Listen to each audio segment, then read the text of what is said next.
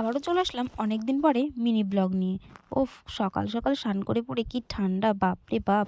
আর December মাস পড়ে গেছেই মানেই ঠান্ডা। তো আজ যাচ্ছি আমরা কালীবাড়ি পুজো দিতে, মা আর আমি। এখন যাচ্ছি টোটোতে। দেন তারপরে পৌঁছে যাওয়ার পরে দেখছি আমাদের যেহেতু দেরি হয়ে গেছিলো, তাও দেখছি ভিড়, বাপরে! লাইন দাঁড়িয়েছিলাম। তো সামনের সপ্তাহ থেকে মায়ের পুজো শুরু হয়ে যাবে। তো দেখেছো?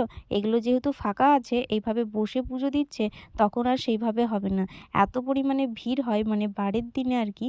তো কি বলবো, এরকম বসে আর পুজো দেওয়া হবে না। আর এগুলো দেখছো ফাঁকা রয়েছে, তো পুজোর তখন জায়গাতে পা দেওয়ার জায়গা থাকবে না, এমন একটা ব্যাপার। আর দেখো এখন ফাঁকা হয়েছে, ভালোভাবে মাকে দেখা যাবে, দর্শন করা যাবে। আর এখানটায় ১ মাস ধরে পুজো হয় আর মেলা হয়। আর তোমাদেরকে মাঠটা দেখাচ্ছি চলো। আর কি বলো তো, মানে মেলা প্রত্যেক দিনই মেলা হয়, বারের দিনে আর কি ভিড় হয়। দেখো প্যান্ডেল করা শুরু করে দিয়েছে মেলার জন্য। তো এই পুরো মাঠ জুড়ে মেলা হয়।